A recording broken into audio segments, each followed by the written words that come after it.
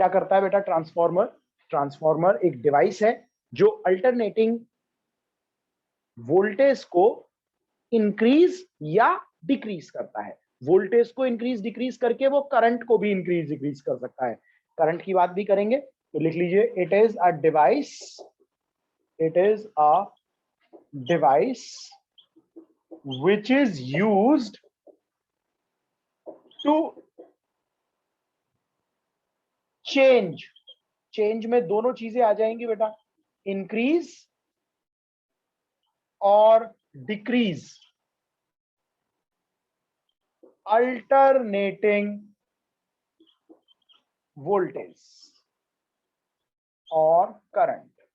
Alternating voltage और current को increase और डिक्रीज करने वाला एक डिवाइस, एक ऐसा डिवाइस जो अल्टरनेटिंग वोल्टेज को और करंट को बढ़ा भी सकता है और घटा भी सकता है। अल्टरनेटिंग वोल्टेज को बढ़ाने और घटाने वाला एक device, that is called transformer. किस प्रिंसिपल पर काम करता है बेटा? ये प्रिंसिपल क्या है इसका?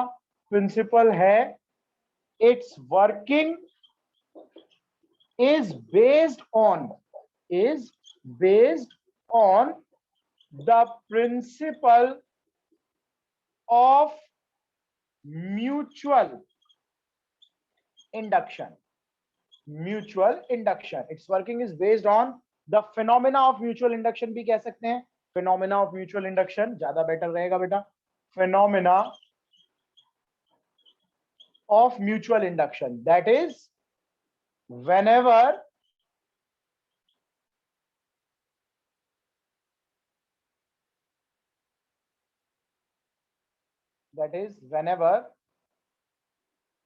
flux link with a coil is changed by a neighboring coil, EMF is induced। EMF induced हो जाता है। चाहे डेफिनेशन ना भी लिखो बेटा, इससे कोई फर्क नहीं पड़ेगा, बस आपको ये वर्ड याद रखना है। It's working is based on which principle? Mutual induction. Mutual induction पर ये बेस्ड है। क्वेश्चन आता है, क्या ये डायरेक्ट वोल्टेज को स्टेप अप और स्टेप डाउन कर सकता है? नहीं, ये केवल अल्टरनेटिंग वोल्टेज को स्टेप अप और स्टेप डाउन कर सकता है। क्यों बेटा ऐसा इसलिए क्योंकि डायरेक्ट वोल्टेज करंट डायरेक्ट हो जाएगी, करंट कांस्टेंट हो जाएगी, करंट कांस्टेंट होगी तो मैग्नेटिक फील्ड कांस्टेंट होगा, मैग्नेटिक फील्ड कांस्टेंट होगा तो फ्लक्स भी कांस्टेंट होगा, और जब फ्लक्स कांस्टेंट होगा तो ईएमएफ इंड्यूस्ड नहीं होगा। यानी कि यहां पर कैसे फ्लक्स की जरूरत है? चेंजिंग फ्लक्स की। चेंजिंग फ्लक्स कौन देगा? Changing current. चेंजिंग करंट कैसी होती है? अल्टरनेटिंग। तो ये केवल अल्टरनेटिंग करंट को ही क्या कर सकता है बेटा? अल्टरनेटिंग करंट को ही स्टेप अप या स्टेप डाउन कर सकता है। तो ये वोल्टेज किसके लिए है? अल्टरनेटिंग वोल्टेज के लिए है।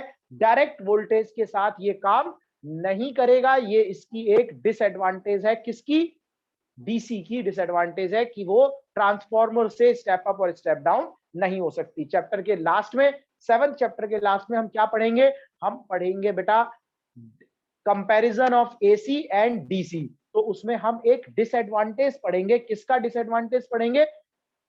डीसी का, कि वो स्टेप अप और स्टेप डाउन नहीं हो सकती। फिलहाल हमारे पास टॉपिक क्या है? ट्रांसफॉर्मर क्या करता है?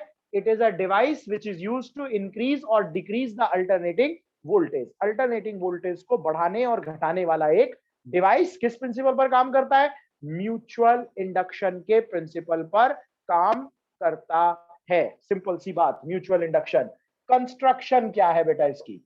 कंस्ट्रक्शन बड़ी आसान सी कंस्ट्रक्शन है। ठीक है जी, न्यूमेरिकल्स के लिए भी बड़ा इंपॉर्टेंट है बेटा ये। न्यूमेरिकल भी इस पर अच्छे खासे पूछे जाते हैं, लेकिन फिलहाल हम इसकी कंस्ट्रक्शन वर्किंग की बात करेंगे। कंस्ट्रक्शन क्या कहती है बेटा इसकी? देखो सिंपल सी बात है, एक लैमिनेटेड प्लेट लेनी है हमें। कैसी प्लेट लेनी है बेटा? Laminated plate. ये हमने ले ली लैमिनेटेड प्लेट। लैमिनेटेड प्लेट क्या होती है? एक प्लेट है जिस पर वार्निश कर रखी है बेटा, आपने पेंट कर रखा है, आगे भी और पीछे भी।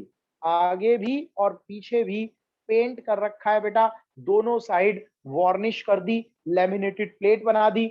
ऐसी ऐसी बहुत सारी प्लेटें आप ले लो, बहुत सारी मतलब कितनी, 10-12 प्लेटें ले लो बेटा, है ना, और उन्हें आगे पीछे कनेक्ट कर देंगे बेटा। यहां से इस तरह से ये प्लेटें आ जाएंगी।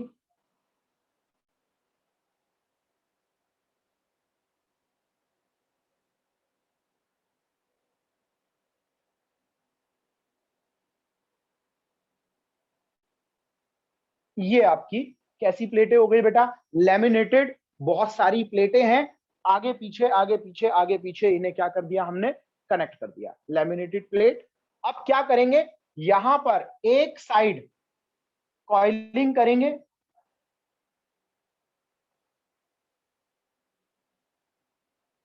इसे कहेंगे बेटा प्राइमरी कॉइल। ये हमारी प्राइमरी कॉइल है, यहां पर हम इसे क्या नाम देंगे बेटा, नाम देंगे हम इसे primary coil P1 P2। Primary coil वो कॉइल है जहां पर हम क्या लगाएंगे, इनपुट कॉइल लगाएंगे, इसे हम इनपुट कॉइल भी कहते हैं बेटा। यहां पर हम वो अल्टरनेटिंग वोल्टेज लगाएंगे जिसे इंक्रीज और डिक्रीज करना है, जिसे चेंज करना है, उस वोल्टेज को हम यहां पर अप्लाई करेंगे। दूसरे एंड पर हम एक दूसरी कॉइल लगाएंगे, यहां पर पास पास थोड़े से टर्न दिखा देना बेटा, ज्यादा टर्न कर देना, ज्यादा बढ़िया रहेगा। ये हमने इसे पास पास टर्न कर दिए, large number of turn.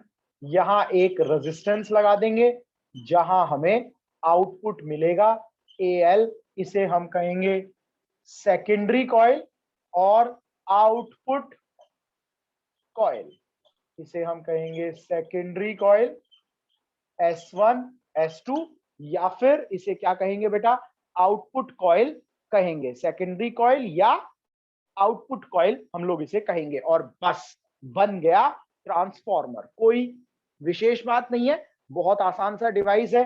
Laminated core लेनी है बेटा, आयरन की प्लेटें लेंगे।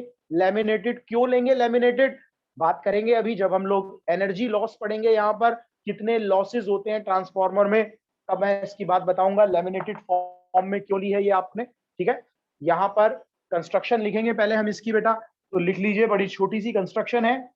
It consists of a laminated core,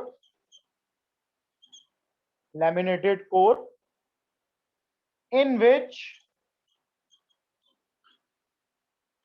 along one arm, एक आर्म पर, along one arm we wound a input coil known as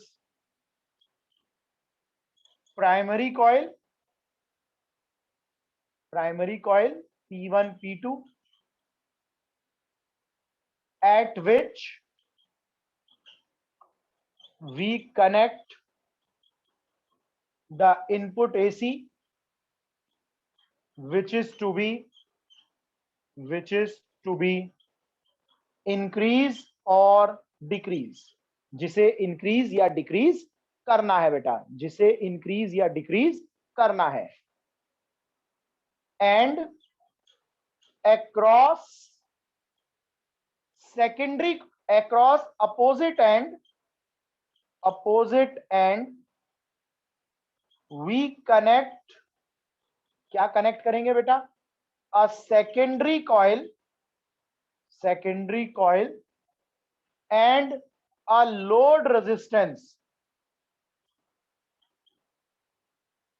RL, at which we get the output voltage और current, output voltage या output current हमें मिल जाएगी बेटा। बस इतनी आपको इसकी कंस्ट्रक्शन मेंशन करनी है। इसके बाद हम लोग देखेंगे ये कैसे वर्क करेगा बेटा। यहां तक कॉपी करेंगे और उसके बाद मुझे बताएंगे अगर कहीं कोई प्रॉब्लम आएगी तो। न्यूमेरिकल बहुत इंपॉर्टेंट है बेटा। इसके जो नंबर ऑफ टर्न्स हैं यहां पर बेटा, number of turns primary coil और सेकेंडरी कॉइल अलग अलग होंगे। यहां नंबर ऑफ टर्न है एनपी, यहां नंबर ऑफ टर्न्स है NS. NP and NS are the number of turns in primary and secondary coil, in primary and secondary coil। Primary और secondary coil पर number of turn NP और NS है बेटा।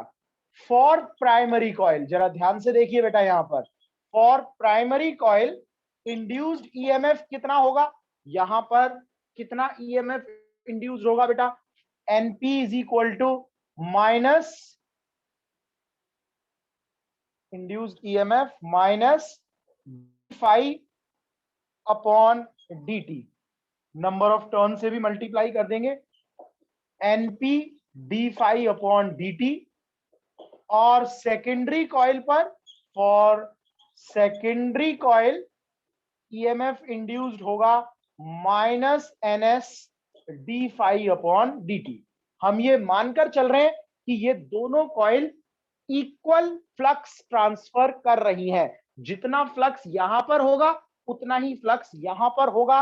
ऐसा होगा नहीं बेटा, क्योंकि अभी कॉइल टाइटली पैक्ड नहीं है। जब कॉइल इस तरह से पैक्ड होंगी, टाइटली पैक्ड, तब ये कंडीशन आएगी इक्वल फ्लक्स की। लेकिन अभी तो ये अलग अलग है, लेकिन हम फिर भी आइडियल कंडीशन मानकर चल रहे हैं कि यहां पर जितना फ्लक्स यहां है उतना ही फ्लक्स यहां पर है बेटा। उसके बाद हम लॉसेस में इसे कंसीडर कर लेंगे।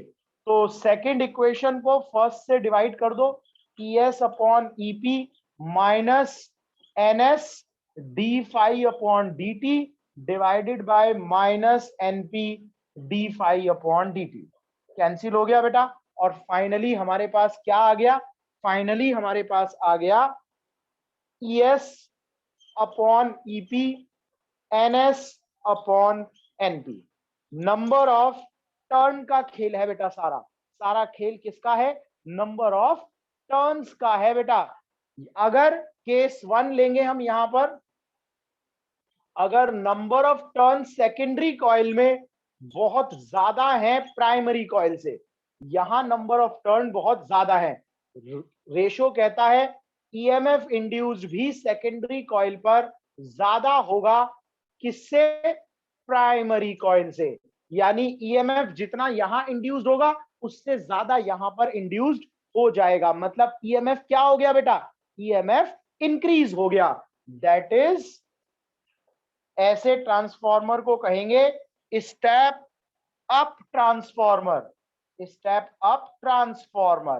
ठीक है बेटा। और दूसरा केस यहां क्या होगा, केस नंबर 2, दूसरी पॉसिबिलिटी है कि number of turn in secondary coil less than primary हो, EMF induced less than primary आ जाएगा बेटा। ऐसे ट्रांसफॉर्मर को हम कहेंगे step down transformer, step down transformer. ठीक है बेटा। स्टेप अप ट्रांसफॉर्मर और स्टेप डाउन ट्रांसफॉर्मर, दो तरह के ट्रांसफॉर्मर हमारे पास होंगे, स्टेप अप और स्टेप डाउन। इसमें और थोड़ी सी बात करेंगे बेटा, एफिशिएंसी की बात करेंगे। एफिशिएंसी किसी डिवाइस की क्या होती है, आउटपुट अपॉन इनपुट। एफिशिएंसी क्या होती है बेटा, यहां पर आउटपुट अपॉन इनपुट, एफिशिएंसी की बात करेंगे। एफिशिएंसी ईटा से डिनोट करते हैं, it is defined as the ratio of output power to the input power, output power to the input power, output power to the input power. और power का formula क्या है बेटा, E into I, EP into IS। तो ES upon EP, eta IS upon IP, NS upon NP। ये भी formula आपके numericals में जरूर काम आएगा बेटा। अगर हम आइडियल ट्रांसफॉर्मर ले लें, फॉर आइडियल ट्रांसफॉर्मर ईटा कितना हो जाएगा बेटा, 1 हो जाएगा। ठीक है, ईटा की वैल्यू 1 हो जाएगी, एफिशिएंसी आपकी 1 आ जाएगी बेटा, एफिशिएंसी 1 आ जाएगी। यहां तक करें, फिर मैं आपको बताऊंगा कैसे न्यूमेरिकल इसमें आएंगे आपके पास। चलिए, तो यहां बेटा छोटी सी मिस्टेक हमसे हुई, छोटी सी मिस्टेक, एक हल्की सी calculative mistake. Eta equal to output power ES IS EP IP। Output power is output voltage, output current, input power, input voltage, input current. यहां से जब हम इसे चेंज करेंगे बेटा, तो ES अपॉन EP क्या आएगा, ईटा, IP ऊपर चला जाएगा, IS नीचे आ जाएगा, NS अपॉन NP। ये फॉर्मूले में चेंज कर लेना बेटा, थोड़ा सा कैलकुलेटिव हमारी मिस्टेक हुई थी यहां पर, इतना आपको करना है। अब इस पर न्यूमेरिकल देखिए बेटा कैसे आएंगे। बस, the output voltage of an ideal transformer connected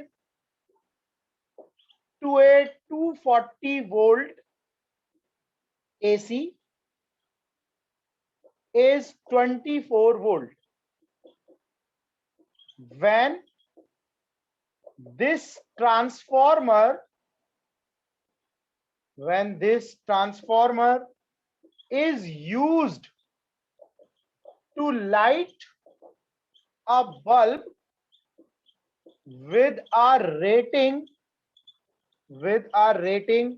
24 volt, 24 watt, calculate the current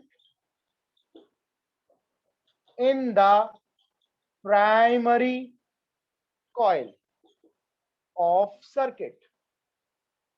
primary coil of circuit से आपको करंट निकालनी है बेटा।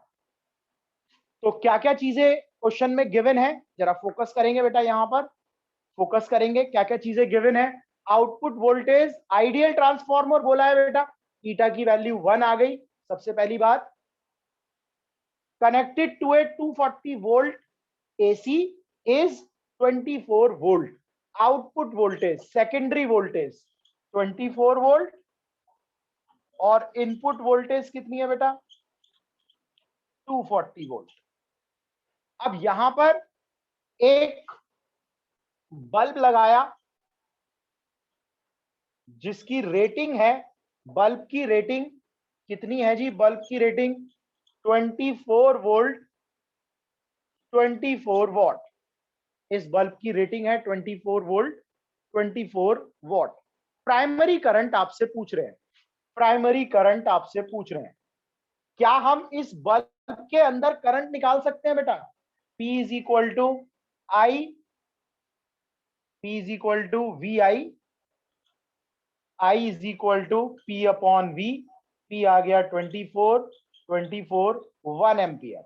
ये बल्ब 1 एम्पियर से ज्यादा करंट बियर नहीं कर सकता। हमने यहां पर देखा, ये बल्ब 1 एम्पियर से ज्यादा करंट बियर नहीं कर सकता, मतलब आउटपुट करंट कितनी होगी बेटा, 1 एम्पियर होगी। आउटपुट करंट 1 एम्पियर है। फॉर्मूला हमारे पास क्या है, ES upon EP is equal to eta IS, IS नहीं आएगा, IP upon IS is equal to NS upon NP। N की तो कोई यहां पर बात ही नहीं है, ईटा 1 है, ES की वैल्यू 24, EP की वैल्यू 240, ईटा 1 हो गया बेटा हमारा।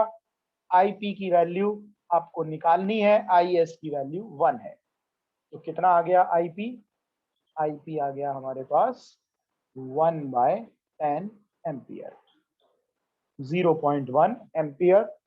यहां पर प्राइमरी कॉइल में करंट पास होनी चाहिए। सिंपल क्वेश्चन है बेटा, एक बार देखकर बताइए फटाफट, किसी को कोई दिक्कत हो तो। है ये,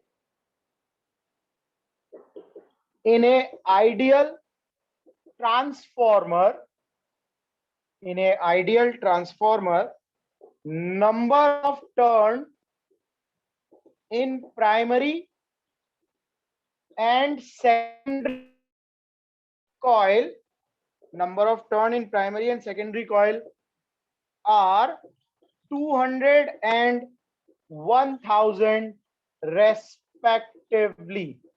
200 and 1000 respectively. If the power input to the primary coil is 10 kilowatt at 200 volt, what is number 1 output voltage, number 2 current in primary,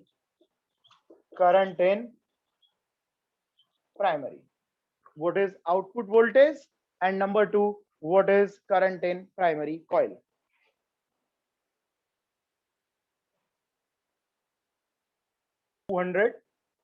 secondary coil में 1000 आउटपुट वोल्टेज, प्राइमरी कॉइल में पावर दे रखी है बेटा 10,000 वॉट और voltage दे रखी है primary coil की 200 volt. पूछा जा रहा है आउटपुट वोल्टेज और current in primary coil. Primary coil में करंट पूछ रहे हैं बेटा और आउटपुट वोल्टेज पूछ रहे हैं। इस तरह से ये चीजें आपसे पूछी जा रही हैं। सबसे पहले तो फॉर्मूला मुझे याद आ रहा है, ES upon EP NS upon NP। इसे हम ट्रांसफॉर्मर रेशो भी कहते हैं बेटा, ट्रांसफॉर्मर रेशो। तो ES कितना दे रखा है हमें निकालना है, EP कितना दे रखा है बेटा हमें 2200, नंबर ऑफ टर्न 1000, प्राइमरी में 200। तो ES की वैल्यू सिंपली आ गई 1000 वोल्ट। सेकेंडरी पर 1000 वोल्ट आ गया बेटा। और उसके बाद हम क्या कर सकते हैं, करंट इन प्राइमरी पूछा है, EP into IP is equal to input power. EP कितना दे रखा है 200, IP हमें निकालना है और ये हो गया 10,000। 10,000 का मतलब 50। करंट इन प्राइमरी कॉइल कितनी आ जाएगी बेटा, करंट इन प्राइमरी कॉइल आ जाएगी 50 ampere. Current in primary coil 50 ampere. अच्छा, इसी क्वेश्चन में एक चीज और ध्यान रखना, अगर करंट इन सेकेंडरी पूछ लेते, करंट इन सेकेंडरी पूछते तो क्या होता बेटा, आइडियल ट्रांसफॉर्मर दे रखा है। आइडियल ट्रांसफॉर्मर मतलब जितनी पावर प्राइमरी में होगी उतनी ही पावर सेकेंडरी